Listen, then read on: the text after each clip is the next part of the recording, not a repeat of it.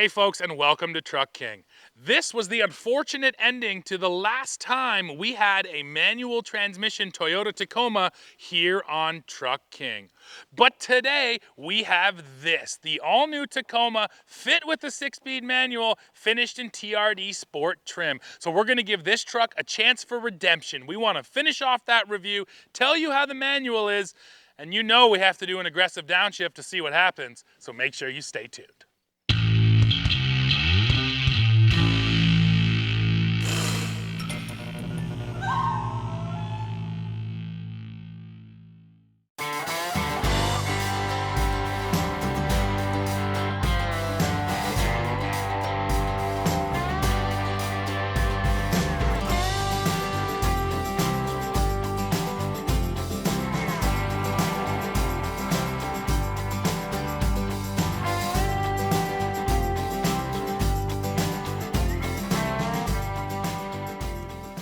Let's start with a quick recap of the situation here. So in early 2024, we got one of these trucks, basically exactly the same, a TRD Sport fit with the 6-speed manual. Now we were out reviewing it and I told Dad, let's show off the auto rev matching downshifts. So he went to do a 5th to 3rd downshift. We wanted it to be quite aggressive to make sure you saw the revs spike up and really feel that feature.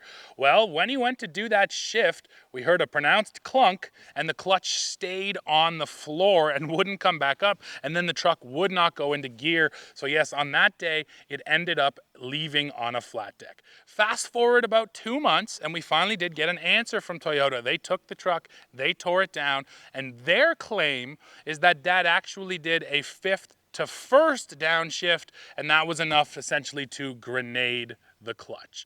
Now, what can we say? We're taking them at their word. They say they have the data that shows a 5th to 1st downshift, so maybe Dad did make that mistake. But now that we have the truck back, we have to go out and test it again. And no, I can't in good conscience do a 5th to 1st, but we can absolutely do a 5th to 3rd downshift just to see what happens. And then more than that, I just want to finish the review. We were just starting to talk about the manual when that happened. So right now, let's hit the road, go for a drive. We'll talk you through how the manual feels. We'll do that downshift to really see how it reacts.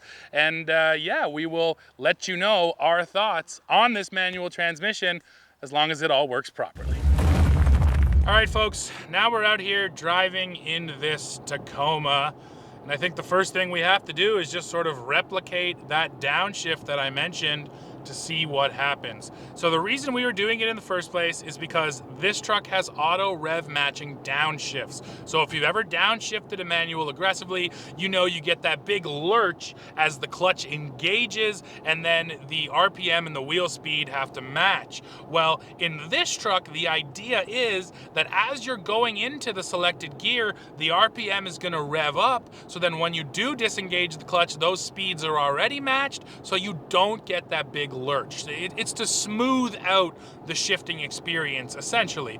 And this was a system that was really designed for the racetrack and for sports cars when, you know, every millisecond matters, so they were able to use the auto rev matching to save a bit of time. But it's now come over to a pickup truck here in the Tacoma, and I think, you know, one of the bigger, most important reasons for it here is when you're trailering, when you're working, you want to keep things smooth. You don't want some sort of big abrupt weight transfer or weight shift in the vehicle. So having that smooth downshift, I do think is beneficial. And then in everyday driving, yeah, it's just about keeping things smooth. Nobody cares about saving, you know, a couple tenths of a second when you're cruising around on the road. So overall smoothness, I would say, is the main reason I came over here to the Tacoma. And one other thing, before I do the downshift, I just want to sort of talk a little more about what happened to Dad, because one comment we kept seeing is people said, well, the rear tires should have locked up on a 5th to 1st, even an aggressive enough 5th to 3rd. But the truck actually never went into gear. On that day, Dad took it out of 5th, went to go into what we both thought was 3rd, and the revs shot up thanks to the auto rev match, but it never went up into gear. So it didn't even give, you know, the clutch or the rear tires a chance to engage before, you know, the badness happened. So that was just a point of clarification, and that's why I'm very curious to see what happens right now. Okay, folks, so here comes the recreation. Now, no, in good conscience, I can't go 5th to 1st. You would basically never do that. And granted, a lot of the commenters, a lot of you guys told us, why would you ever go 5th to 3rd? You're not totally wrong. It's not usually a normal shift in everyday driving, but it could happen if you really want to decelerate quickly or there's a corner coming up or something. Maybe you'd want to. So we're in 5th right now, cruising along on this dirt road. Here we go, 5th to 3rd. So clutch in, 5th out, up into 3rd. There's the rev match. Nothing. Beautiful. Worked exactly as it should. So, you know what? Maybe Toyota was right and Dad went 5th to 1st, because when he did it, the RPMs really spiked. Now, granted, according to our footage, it never even quite redlined, but yes, it really, really spiked, where that one didn't spike barely at all. And right now, I'm just going to do a 5th to 4th. And even that was no big deal. So yes, like I said, I can't do a 5th to 1st just because that's sort of ridiculous. But based on that test, you know what? You got to believe Toyota that maybe Dad just did do a money shift, as many of you called it too, and he blew it. Or the possibility is that that clutch was just, something was wrong with it. There was a defect and it was already getting ready to let go, and then when we came along and did one big aggressive downshift, that was enough for it. But right there, auto rev matching downshift worked perfectly. Transmission's still intact. No flat decks today, which is good news for us. All right, well, now that that's sort of out of the way, let's just talk more about the manual. And I will answer one other question that might be in your head already. Where is Dad? Why isn't he here doing this? The honest truth is that he's just sick. He's not feeling good today. He's just all snotty. You wouldn't want to listen to him right now anyways. And today was the only day we had to shoot. So yes, unfortunately, he's under the weather, so I had to step up.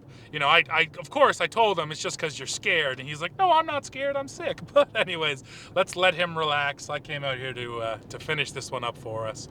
So yeah, let me talk to you about the manual. You've now seen auto rev matching downshifts. They work really, really well, and I will say the smoothness you get from them is nice.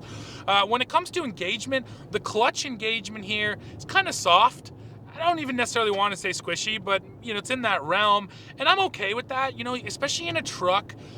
A lot of people are drawn towards sort of the sports car shifting, where you get a short throw shifter with really tight feeling gates and a really snappy engagement point. That's not what you want out of a truck, and my head always goes to towing. If I'm hauling weight, I don't want to have that really harsh engagement. I want a nice smooth engagement, and that's what it is here. Like any manual, I would say it takes a bit of getting used to, because yeah, you kind of have to understand where the point is, but once you do, yeah, it's no big deal. It does a nice job. Now there's another feature here that I can show off right up here, and that is a hill hold feature. A lot of modern manuals have this. As many of you know, driving a manual, one of the most stressful things when you're learning is stopping on a hill, because now you're worried about rolling into the guy behind you. But the Tacoma here will actually hold the brake. It'll sense the hill, and then it will hold the brake. So I'm in first, clutch in, foot off the brake, it's holding, it's holding, it's holding. That's a good 2, maybe 3 seconds that it holds, more than enough time for you to get your foot over to the gas and take off. So this time I will take off, foot off the brake, it's holding. Beautiful, no rollback whatsoever. So it did exactly what it was supposed to do right there. And this is a feature in a lot of modern manuals. It's not unique to Toyota, but I do think it's a good idea. The one other feature that's installed here, which I don't plan on testing, is the anti-stall control. So this truck, if you're about to stall, it will actually sense it, and then it will rev the RPM up a little bit for you as well. So it's sort of a last-ditch effort to make sure the truck doesn't stall. But sure, I can see how that could be a little bit helpful coming off the line, especially when you're new to a manual. It's going to help you make sure you keep the wheels rolling and keep the engine running. Now, I demonstrated hill hold there, but I will say I'm sitting on a hill right now, and it's not working. So I have found the system to be a little bit inconsistent. I feel like it has something to do with whether or not I'm in neutral versus gear, in gear when I come to that stop. But it's pretty common for you to put it in neutral and then roll up. And then right there, it just worked. And I'm on the exact same hill. So I don't know exactly why it is or isn't, but I will say the hill hold works good when it works, but it is a little inconsistent. Now I just came around a corner and I'm coming up to highway speeds. And the power from the little turbo, it feels good. It honestly feels quite good. With the manual, of course, I can really make sure it gets close to redline. Redline here is only right around 5,500 RPM, so not a super high screaming redline. And that's another thing I should mention, that overall power in the manual is just slightly slower than it is in the automatic. And that's what Toyota told me. They said that the manual is RPM limited. So this transmission can't take the higher RPMs that the automatic transmission can, and therefore we're a little less than 10 horsepower less here in the manual as compared to the automatic. So that's one other thing which is sort of interesting getting into this transmission. But still, power feels good. I really can't complain. This is one of the more basic trucks here, the TRD Sport, so we're not in the hybrid, so I'm not expecting, crazy power, but it's more than enough for what we're doing. Now, we can get away from the powertrain for just a moment. This is a fully redesigned truck for 2024, so I'll mention some of the other things. Here in the interior, I like the layout, I like the screen, I love my fully digital gauge cluster up here, especially again in these lower trims, you're still getting that fully digital cluster, which does look quite sharp, and I appreciate that. I also notice here in this truck I have things like wireless charging for my cell phone, and even that pop-out JBL speaker up there on the dash. Here, I can pop it out and show you. A little Bluetooth speaker, you can take that with you. So when it's in the truck, it's just part of the sound system. And then if you're camping or, doing whatever you do, you can pop it out and take your tunes with you. Now, the other thing I have to comment on, and we have already commented multiple times in the new Tacoma, the seating position. Vastly improved. The hip to heel ratio feels proper now. In the last generation Tacoma, I always felt like my butt was dragging on the floor, my feet were straight out in front of me, and then at the same time, my upper body was tall and I was looking through the top of the windshield. I never was that comfortable in that truck. Again, I've heard from many, many owners that it's not an issue for them. So it's a bit of a subjective thing whether you like it or not. But objectively, yes, the seating position here, your butt sits up a little bit taller. There's more bend in your knee. And for me personally, it's much more comfortable. And then I also just think comfort is the name of the game in everyday driving as well, because Tacoma here, of course, has gone away from rear leaf springs and has moved to coilovers in the rear end, and that equals a better unloaded drive. When you're driving around in day-to-day, it's smooth. There's no chatter out of the rear end whatsoever, even over rough surfaces. So yeah, it really does work well. Now when it comes to towing, it's a little bit squatty in the rear end, and that's because they've now moved to these coilovers rather than the leaf springs. It also transmits a lot from the road up to the driver. Now, we're not towing in this video, but we did compare this truck to a Nissan Frontier, and we did tow with both of them. So if you really want all our thoughts on how it feels while towing, make sure you stay tuned for that video. But I will say that yes, the coil springs in an unloaded situation, this truck is much better, and then in a fully loaded situation, yeah, they're probably not quite as good as the leaf springs were. Well, folks, we are coming to the end of this one. Now, the first thing I do want to say is that when working properly, this is a good truck. I really like all the updates Toyota put into its Tacoma. I like the way the manual feels. The power plant feels good. They really did pay attention to a lot of the complaints with the last gen, and they addressed them with this truck. But we do have to sort of bring up the overall topic of reliability. Toyota has built its reputation on reliability, and these days, that does seem to be sort of more called into question than ever before. We had our issue with the manual.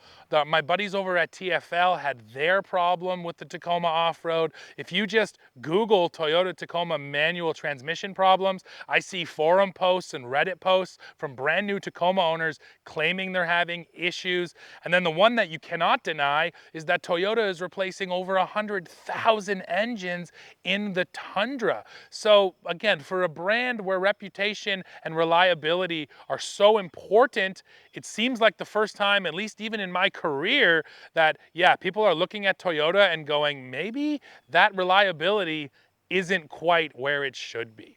So you know what? Now I need to hear from you. Drop in the comments. First of all, have you bought one of these trucks? Have you had any issues? I would love to hear from you so we can get this information out there and try to figure out what's going on. And I do believe that of all the brands, Toyota is one of the better ones at correcting these problems, but they haven't made any statements whatsoever on the transmission problems. So if we have more issues popping up and we get a lot of comments about it, you know, we can be part of that change in getting Toyota to address it and maybe fix some of the problems. So yes, drop in the comments, let me know what you think, share your experiences, because I do want to know about them. And as always, while you're down there, don't forget to hit like, hit join to become a member, and hit subscribe so you never miss a trucking video, and then come right back here to the channel to see what we're testing next.